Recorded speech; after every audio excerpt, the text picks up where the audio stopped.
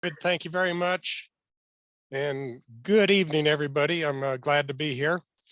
Tonight, we are going to talk about the pesticides modes of action. And already we got problems, David. I don't know why my advance isn't moving. Okay, Working fine the other time.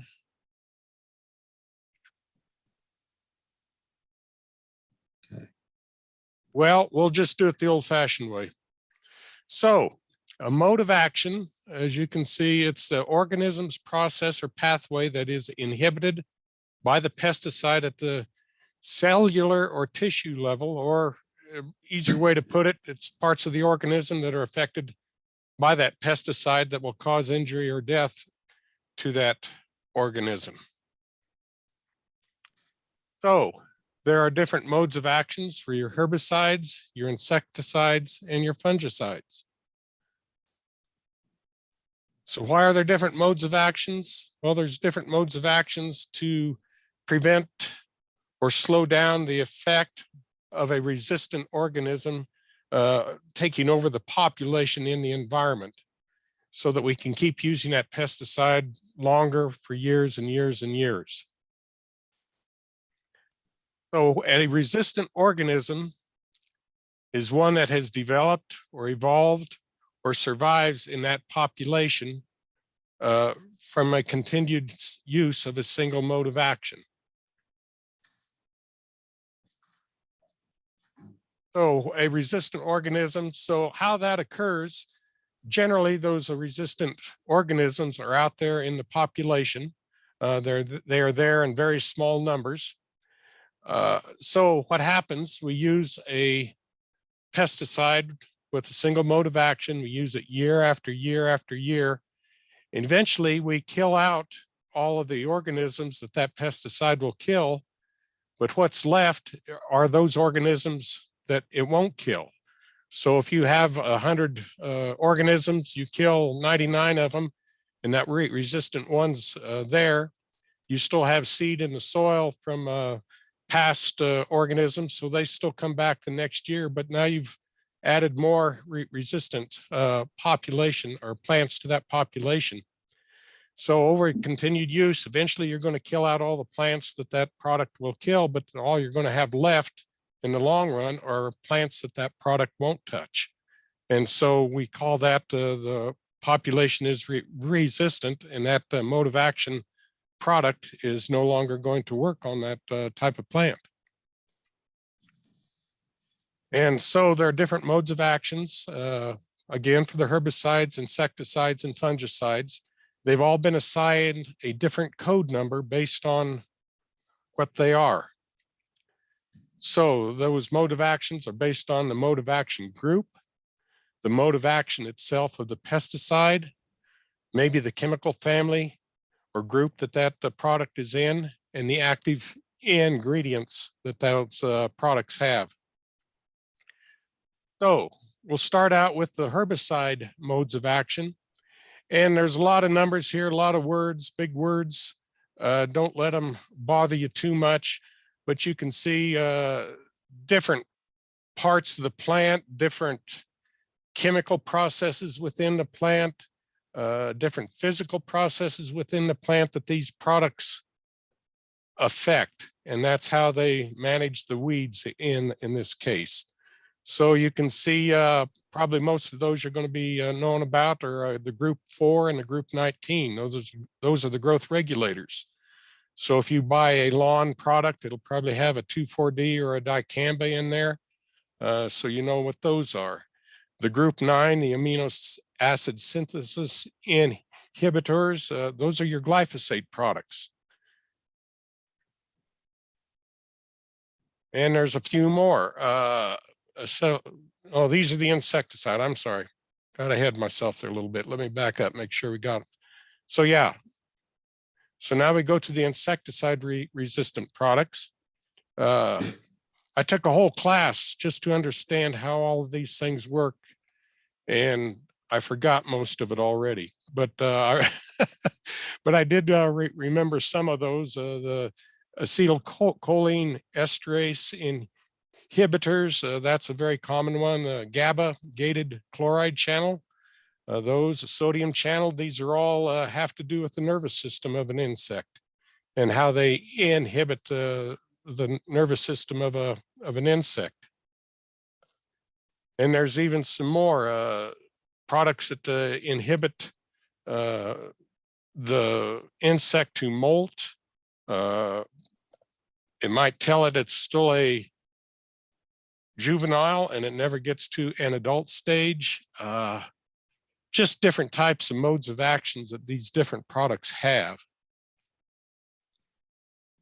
And there's still some more on the insecticides. So here we have the group 11s. Those are your BTs, and we'll get into those a little bit in depth here in another slide.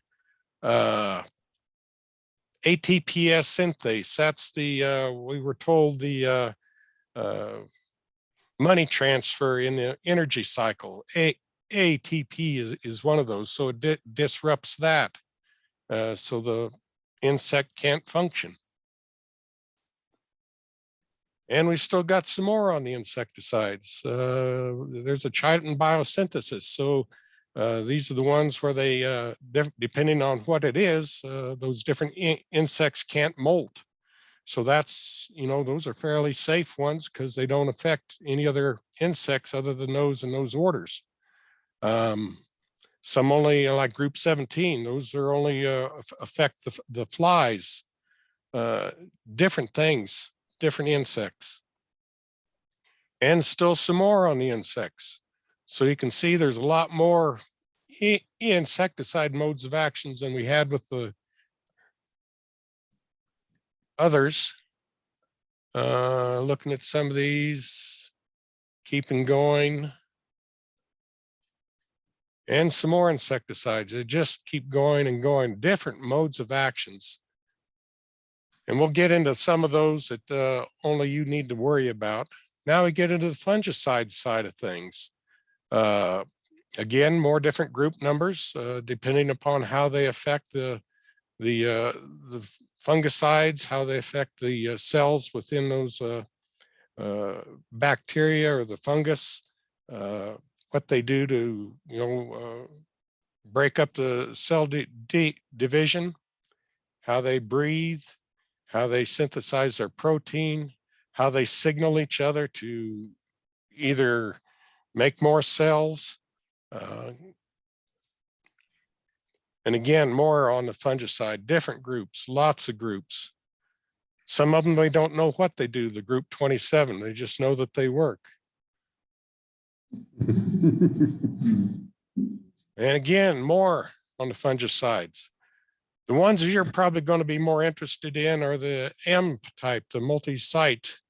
Those are the most common ones that you'll probably see. Some with the P, the host plant defense induction, that might relate back to the, what do I want to say? How they put something within the plant to counteract the disease. GMOs, there we go. Only I like to use the term genetically engineered and not the GMO. So what do you look for on the label when you go to buy a product, you know, and what different type of mode of action that you're dealing with? Well, you say, take a look at this Bayer product, Merit 0.5G, maybe you use that for your grubs in your turf. It has a group 4A, so you know what type of mode of action that product is providing. Here we have another one, Tempo Extra. You can see it has a group 3A and a group 4A. So it has two different types of mode of action. You can see it's labeled for turf and other plants that you might be using it on. Here we have herbicide, Milestone. It shows it's a group 4, so it is a plant growth regulator. Some of you might use that on your Canada thistle, maybe your musk thistle. if you have pastures, things like that. Here's a fungicide. It shows it's a group 1 fungicide. Thiothanate methyl. It's been around a long time, so it's a pretty common one. So that's one that you might be using. It shows turf and other plants for a fungicide. Anybody see what the group number is on this one? Probably not. It doesn't show what that is. So what you have to do, and we'll talk about that, how to figure out what the group numbers are. But still, you look for the label to see where those group numbers are. How about this one? Bio-advanced tree and shrub. One that's pretty commonly used around trees and shrubs to control borers and other bugs that get on your trees. You put it on early in the spring and water it in. Plant takes it up, the bug takes a bite out of the plant and dies. So, but you don't see a group number on this one either. So there are some mode of actions on some labels, and sometimes you don't see the mode of action. So that might be due because where the products are used or what the product is labeled for. And there are more ag sites, so there's more product used than what the homeowner might be using. So there's less product used. So there's less chance of a resistance being built up. Now, there has been recorded some resistance occurring, say in the turf areas around golf courses where they use a lot of fungicides year after year after year, season after season after season. So there is possibilities of that happening.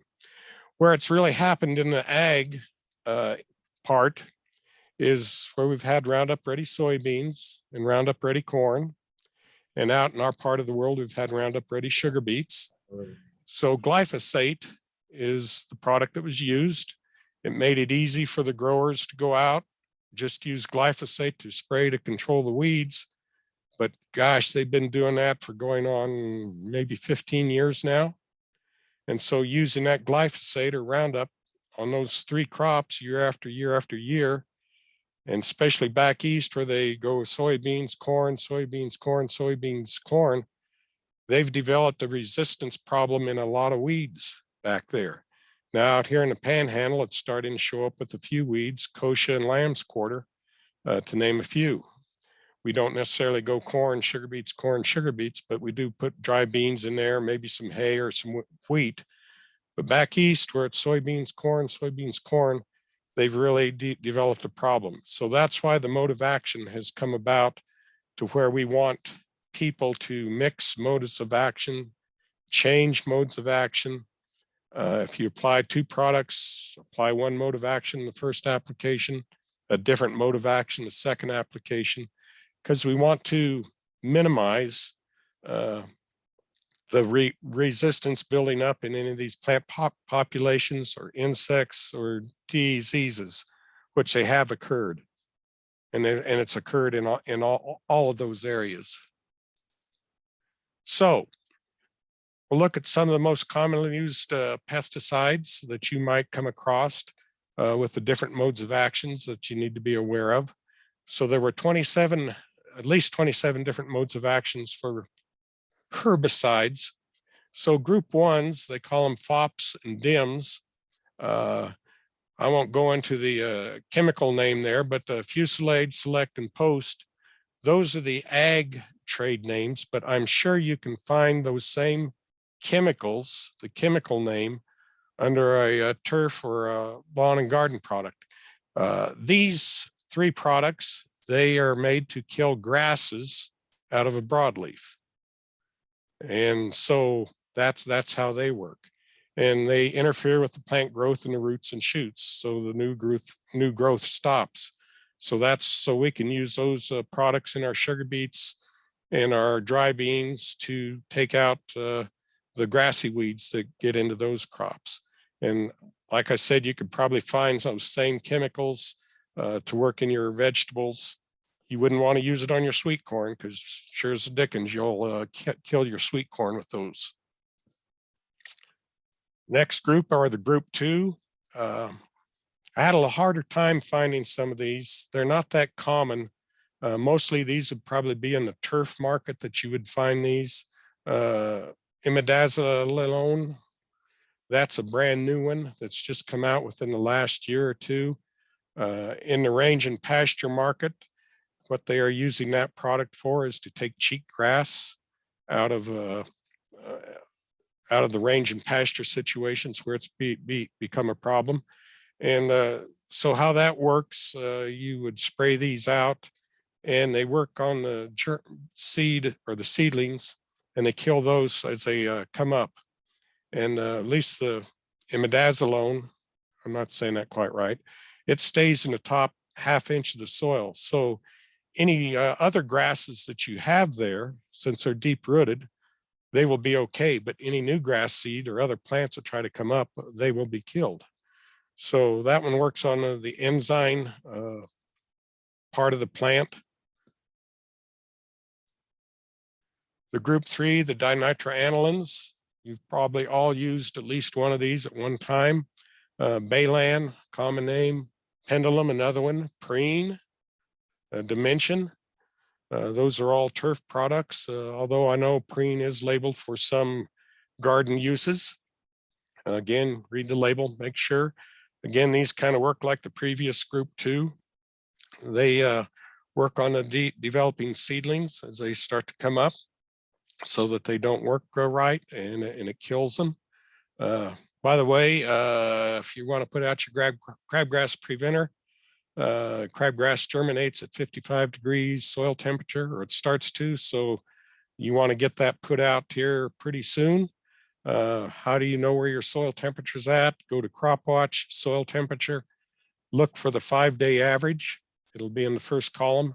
Find the weather station that's closest to where you're at. I looked at that this afternoon. I saw down in the southwestern part of the state, it was already up to 57 degrees. Out here in the Panhandle, it was around 47. Around North Platte, it was the upper 40s, getting close to 50. So it's getting about that time to put those out. So that's where you check for soil temperature and get your pre out for your crabgrass. Group 4, again, these are the plant growth regulators, your 2,4-D, your dicloprop, MCPA, dicamba, chlorpyrrolid, fluroxapyr, and triclopyr.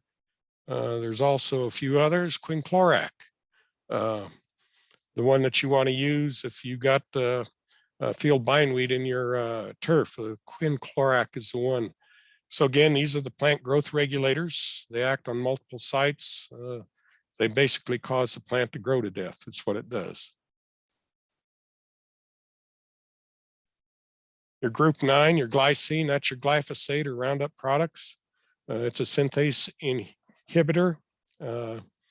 Takes a little while to get the plant to die or do you see any results, but again, it'll just about take out anything that's green. So you need to be careful when you're using that one.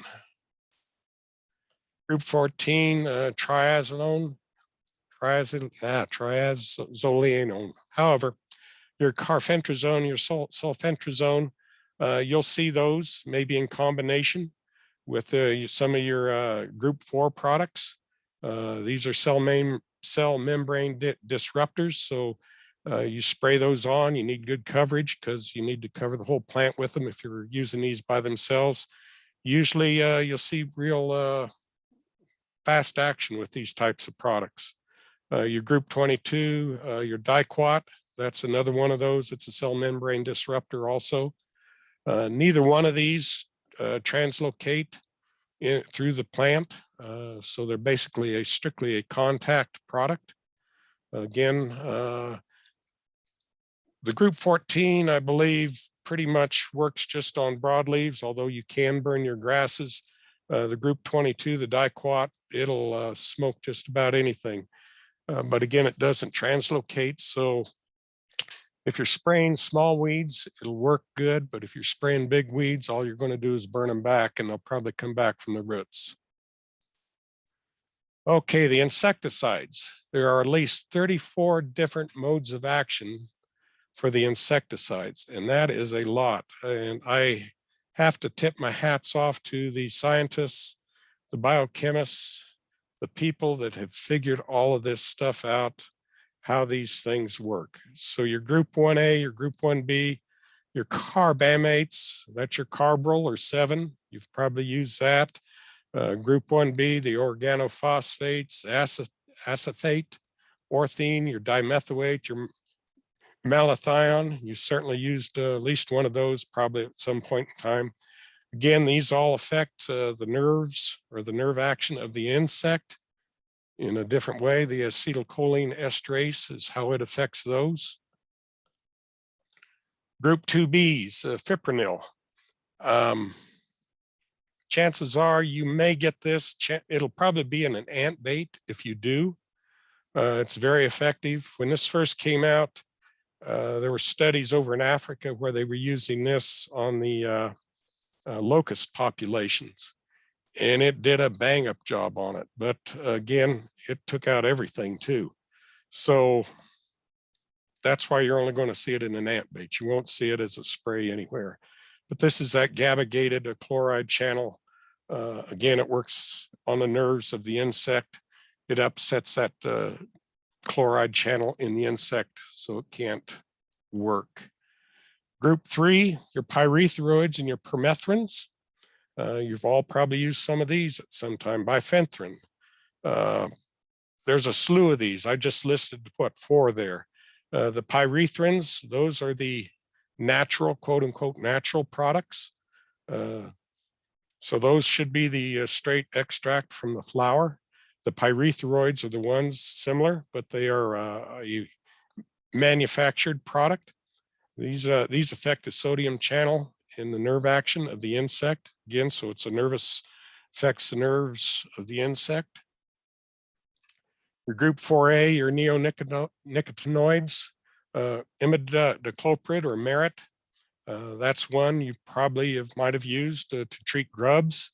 That one that showed that Bayer, wasn't Bayer, it was Bio Advanced for the trees. That's what's in that one. Again, the insect has to take it again. Again, it upsets the nervous system of the insect. Group 5, spinosad. It's what you might call a natural, although it is made, it was extracted from a natural activity on insects. They found out it worked on it. Again, affects their nervous system. Group 6, abactomectin or abamectin. Again, that's a nerve action product. Again, this one probably in a turf type product for that group 6. Group 5, I think you could probably get that you could use on your vegetables. Group 15, this one is a chitin biosynthesis, so it regulates the growth of the insect, and it only affects those insects that have to manufacture chitin in their growing system.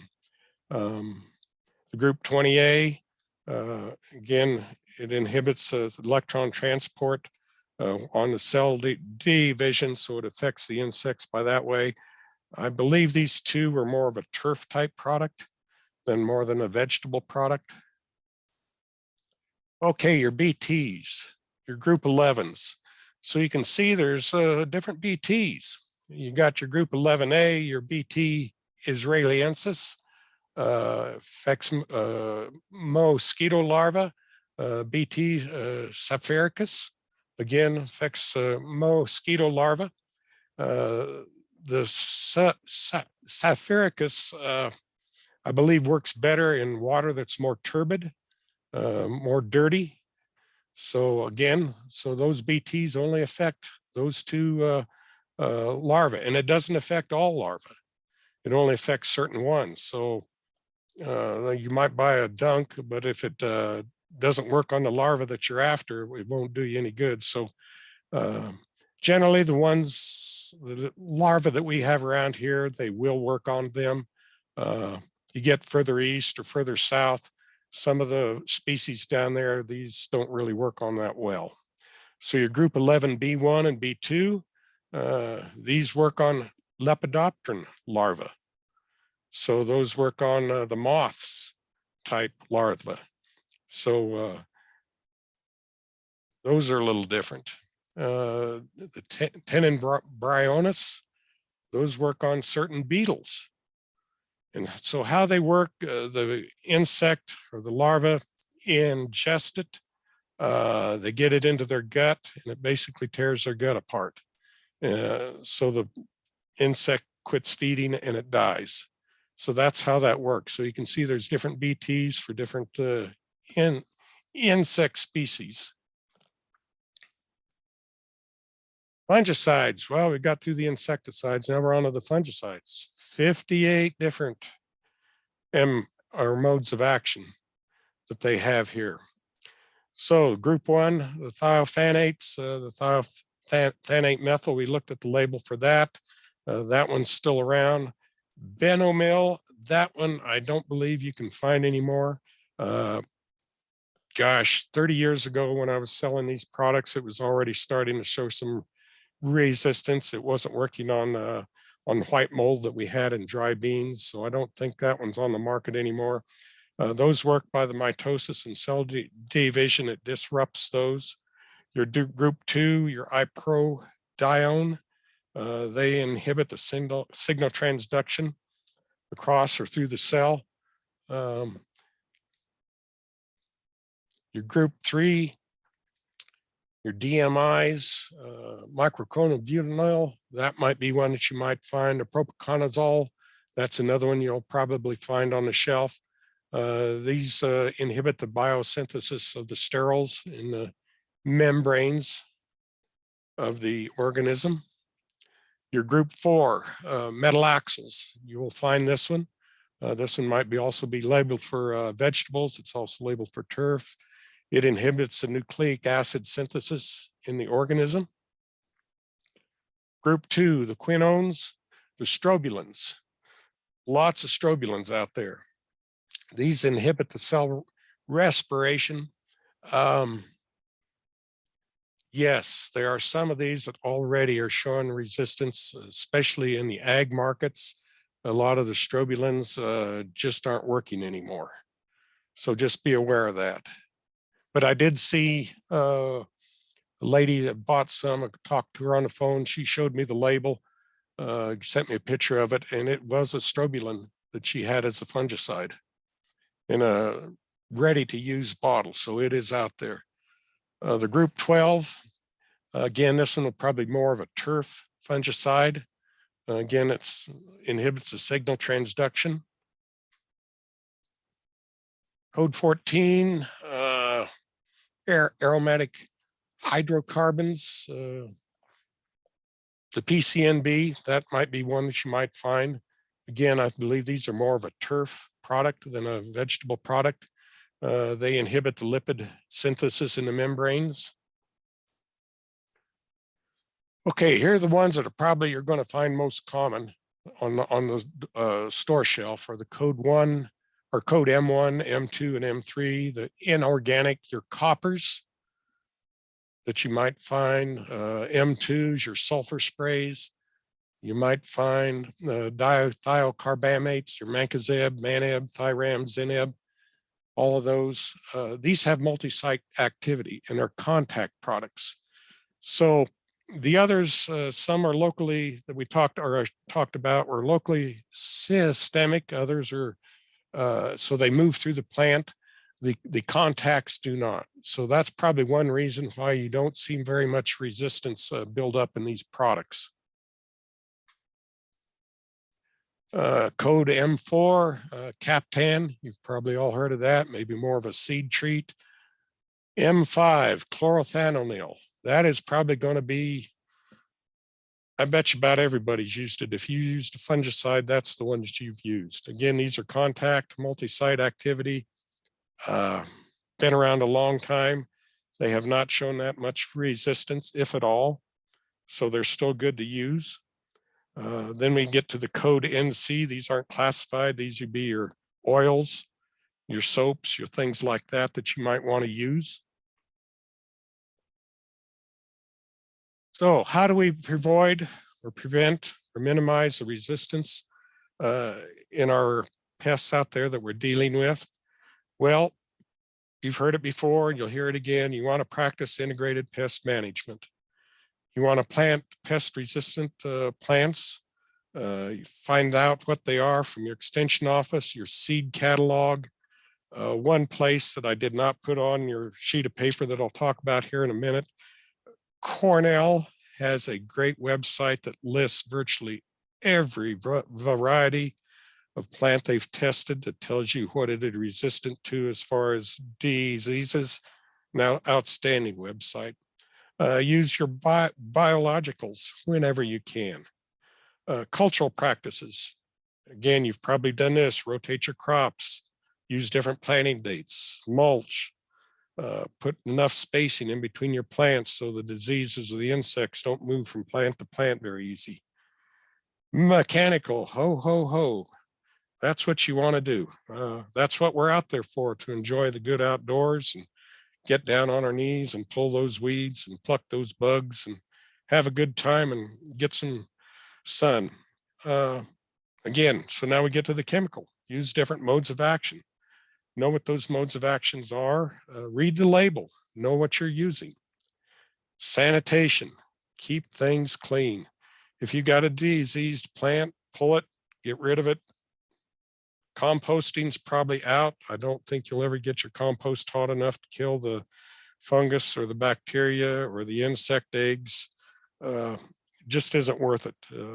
You want to have vegetables and fruit at the end of the season, so keep your garden clean. So with that, I know I went through kind of quick, but want to thank everybody. Are there any questions before we go into the sheet? We had a couple questions come up, Gary, and I answered those back. The question was with the fungicide with cedar apple rust.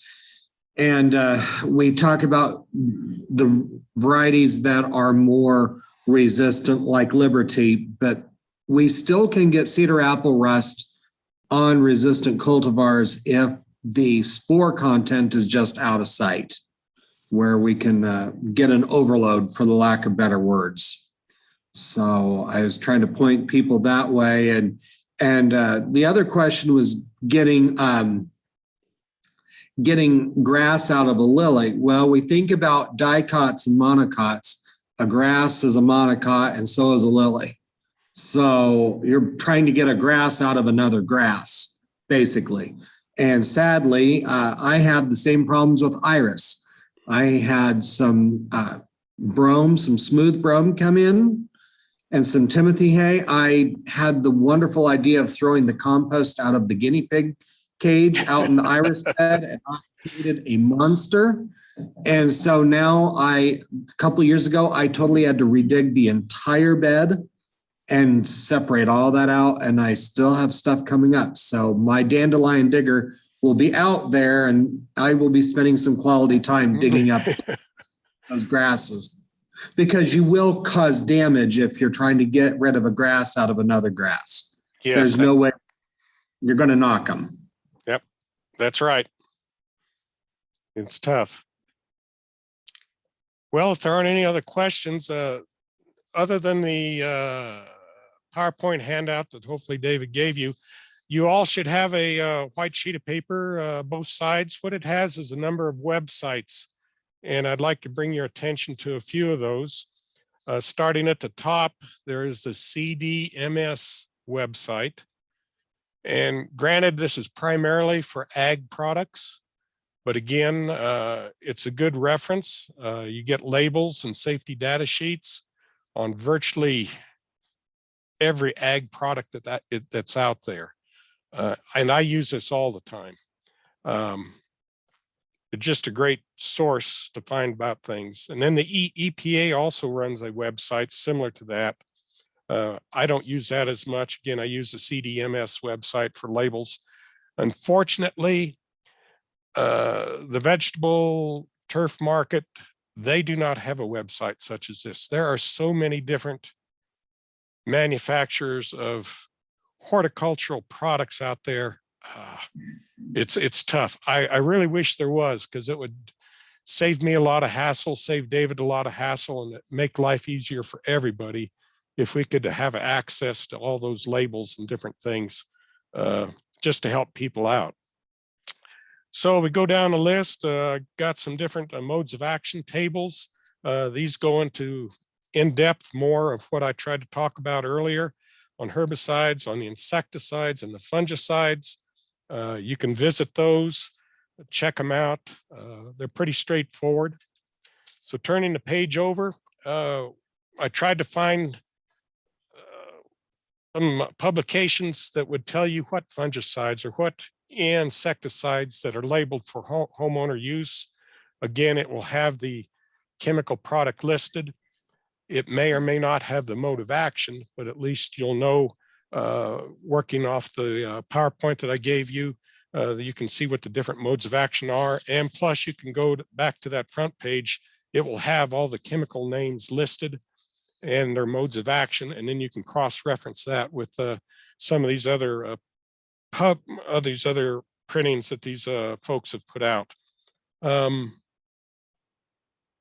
Again, any questions?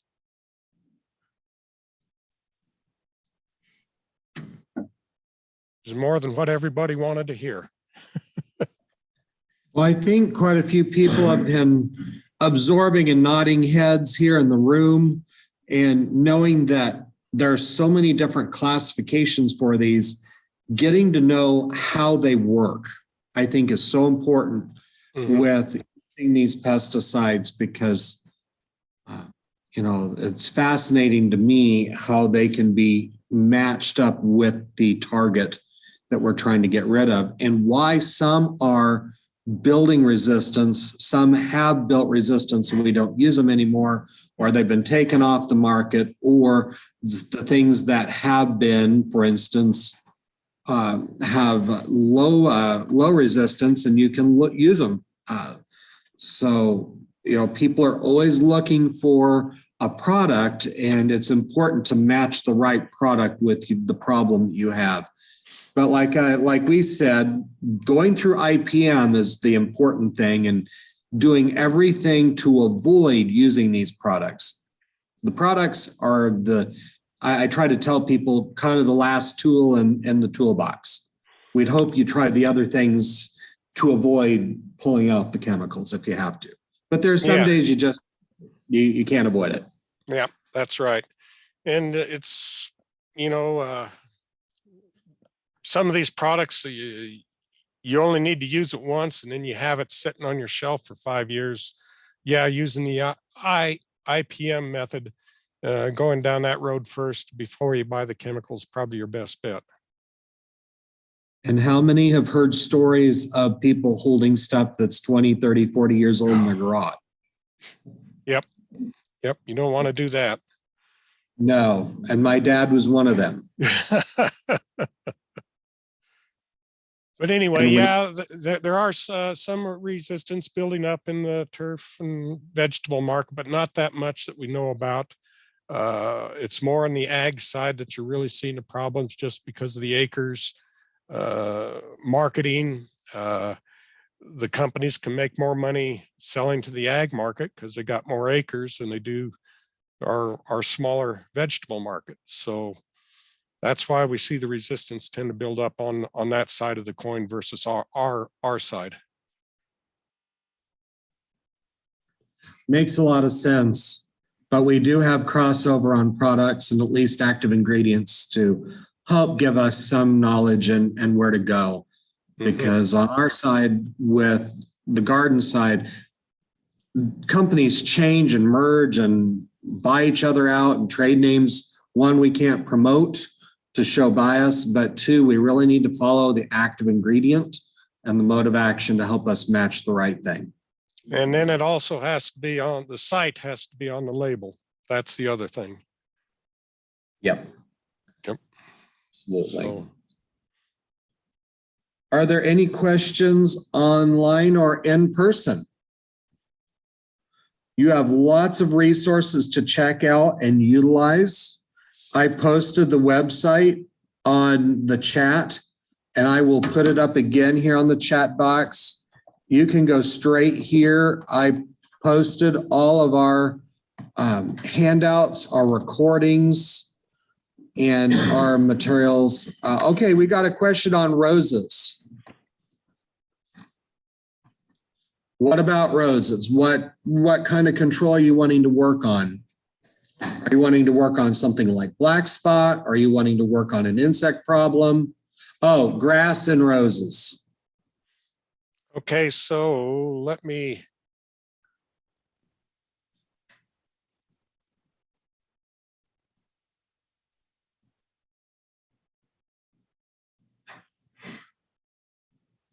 So one of those, your fusillade, I know it has a turf or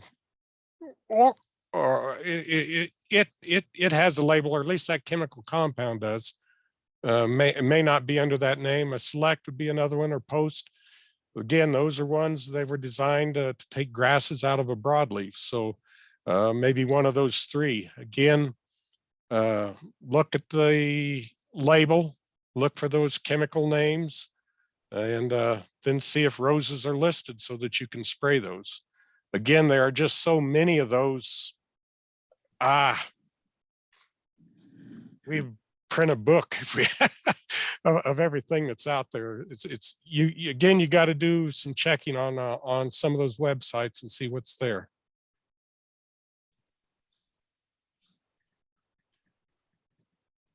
I know that wasn't the best answer they wanted to hear, but it'll be one of these three that should work.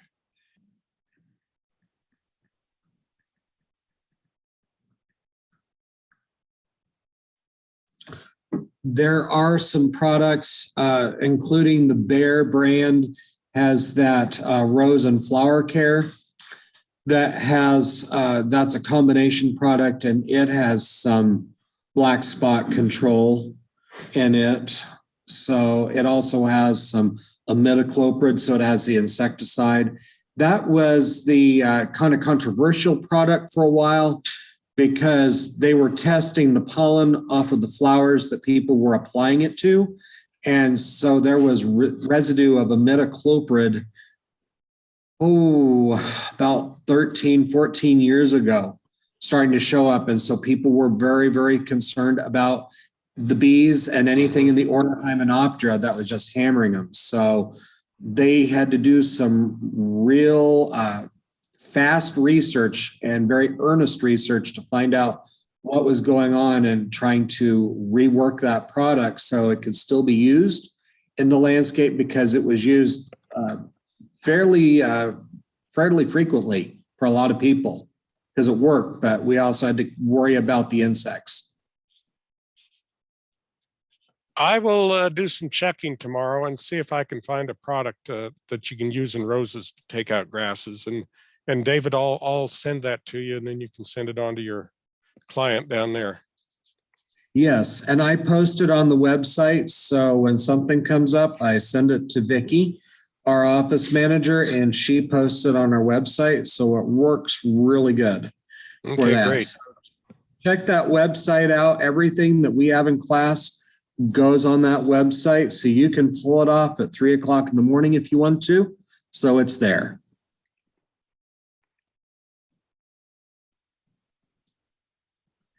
All right, anything else? If not, we have an early evening tonight. I want to let everyone know that we will be doing one of the turf grass management classes. That's a statewide class. I will be sending out the link and the materials for you. For those of you who participated in the last one, you hopefully registered for all three of those classes on Zoom, but I will send the invite out. So please register for those classes so you can get the pass link. They'll send to you on email and you can join. If nothing else, let me know and I'll help you out. Okay, we got another question from Lynette.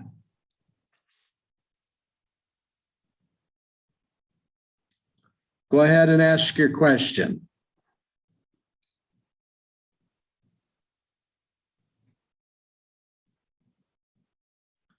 Or you can unmute your microphone. I unmuted my microphone. Can you hear me? Yes, go ahead. Ask your question. I have a question, not necessarily on what we talked about today, but the plant sale in Lincoln this weekend. Is anybody Yes. familiar with that? Yes, you're talking about Spring Affair. Yes. So they're also supposed to be like in Omaha. On the flyer that they have on the Spring Affair, there's like 4 pages of plants. And then on the last page, it talks about how they're going to be in Omaha with plant sales. Do you know when they go like to Omaha and Lincoln on the other dates outside of this weekend, are they going to have everything or just like the trees and shrubs? That I'm not sure of. They probably will not have everything that will be available. So if you want everything, or if you want to go after what's on the list, you need to go to Lincoln. Perfect. To Okay. make sure, to double check. There will be plenty of plant material in Omaha as well, but I cannot guarantee that everything on the list will be at that Omaha location to purchase. So I don't want to disappoint you. All right. Thank you. So lots of great information to be had and lots of great plant material to be had. So you definitely want to be part of that if you go to Lincoln for that. Oh, we got a question on disposal of herbicides, Gary. Oh, I probably get that at least 12 times a year. If it's not too old, share it with your neighbors or somebody you know that might be able to use it. If you absolutely need to get rid of it, Clean Harbors south of Kimball would probably take it, but it's going to cost you an arm and a leg, plus your time to get it there. In the past, the Department of Ag had a grant from the EPA to where we could take old pesticides. And at the time I was working for a chemical company and we used our site, and we must have collected 2 semi-loads each time that we did that. And I think we held it 3 times. And they did that all across the state at different sites. So their EPA no longer does that. So again, if you can share it with a neighbor or know somebody who might use it, let them use it up. That would be your best first option. Other than that, Clean Harbors or somebody that will get rid of it for you. But again, that'll cost you some money. I'm sorry, there just isn't any other answer other than those 2.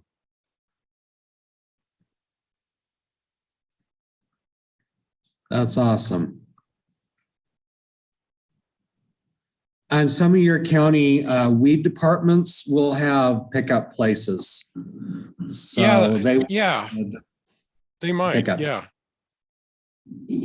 So you might check with your county weed department or county landfill or their transfer station in the county that you reside in. That might be a good place. In the counties I've worked in the past, they had those pickup dates and they were specific dates. So they were picking up chemicals. They're also picking up things like old paint and disposal of paint and things like that. So it's a way to get it out of your house if you want it gone. We see that with a lot of people that are cleaning out homes of relatives that are their home properties are being sold. So there's stuff left behind and they don't know what it is. So it's being disposed of. So contact those people in your county government and they might be able to help you. Yep. Yeah, some of the cities do too. So depending on your city government. So.